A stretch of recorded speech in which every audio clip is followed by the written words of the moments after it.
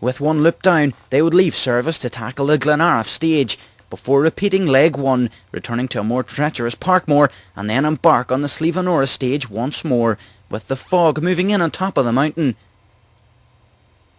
And those making it through unscathed would tackle stage 7 in Beggs, before they would return to Glenariff service once again.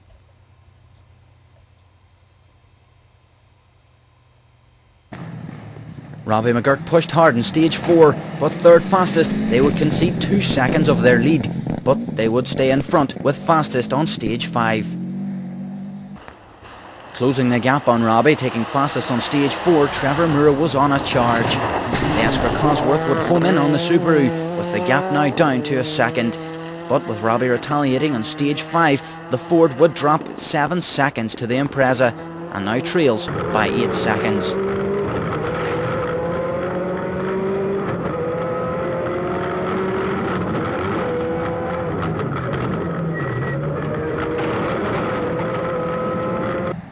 Derek McGarty would put the hammer down in stage 4, coming away with joint fastest with Trevor Moore. And keeping close on the Ford, they closed the gap down to 6 seconds. Fourth on stage 4, Eugene Donnelly and Paul Kiley were dropping from the top 3, but they were well on course for second in the series, maintaining 2 places over Stephen Whitford. And in that battle, Stephen would fight to close the gap on the Celica, but with his Mitsubishi lacking the grunt for the inclined sections of the stage, they would drop to 6th, with Eamon Boland now the meat in the sandwich, as his Impreza World Rally car would keep ahead of the Mitsubishi for the time being, as luck would favour the Subaru for now.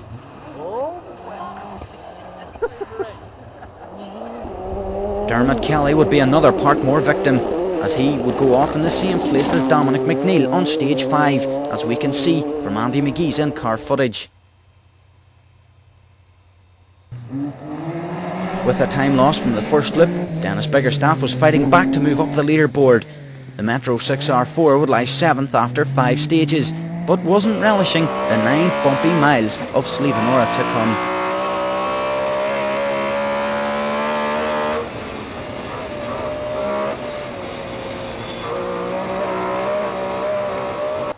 Also to equal Dennis in stage 4, Richard Hall was challenging for a place in the top 6, staying close on Kevin O'Kane, and now lies 4 seconds adrift at the end of Parkmore.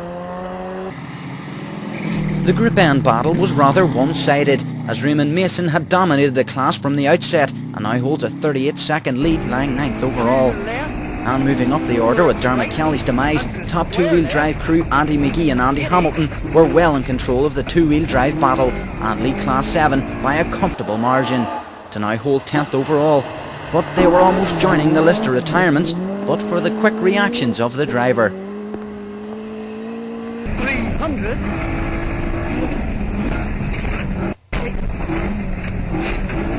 First jump, narrow, open, 5 right.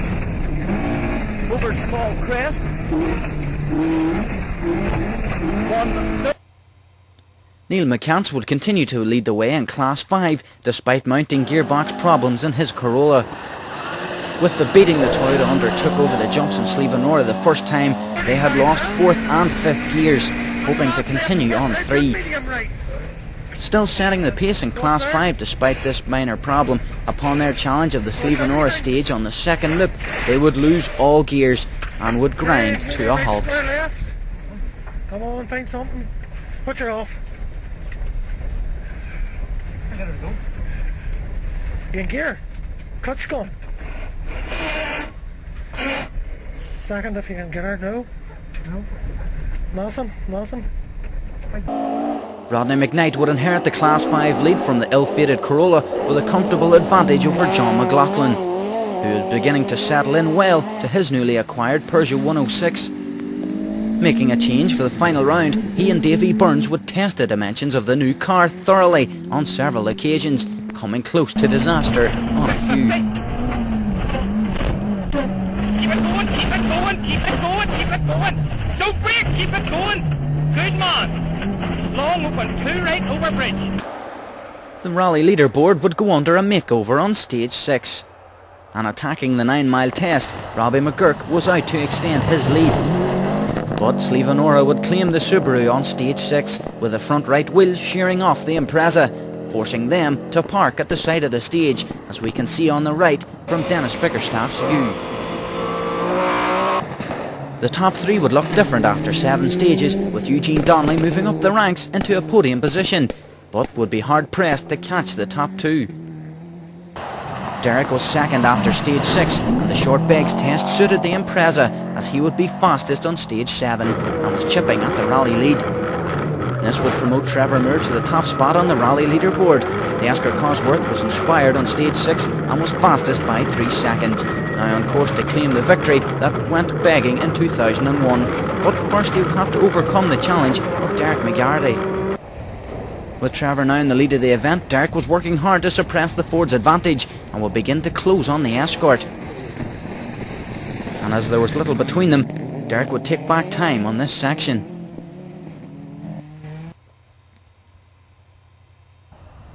Behind the fight for the lead, Stephen Whitford and Mark Crowe would fall further back from Eugene Donnelly to remain in 4th place.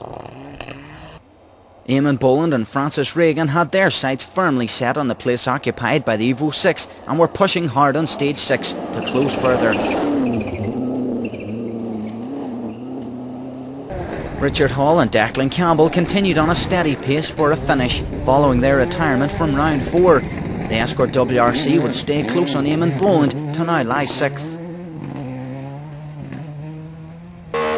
Still suffering from the bumpy nature of these stages, Dennis Bickerstaff steered the nervous 6R4 through the 9 miles to make it to the finish of the stage intact, to secure their 7th place, maintaining a consistent pace through the 7th stage.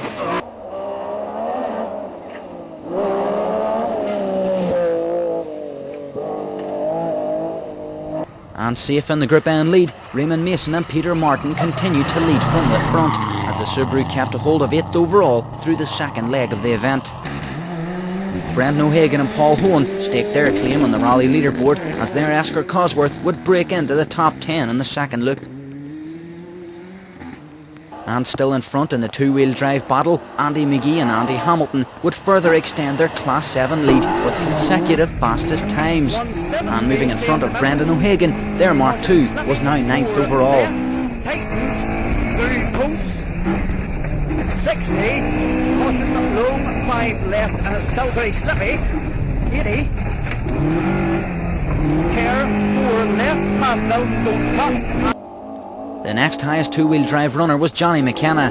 Fighting for the Class 6 championship, he would lead Class 6 after leg 2. And seeded as the top 2-wheel drive and the favourite to take the honours, Keith White and David Linus were off key in the 2nd leg of the event, before their Escort would pull up into retirement in stage 6, parked here on the right.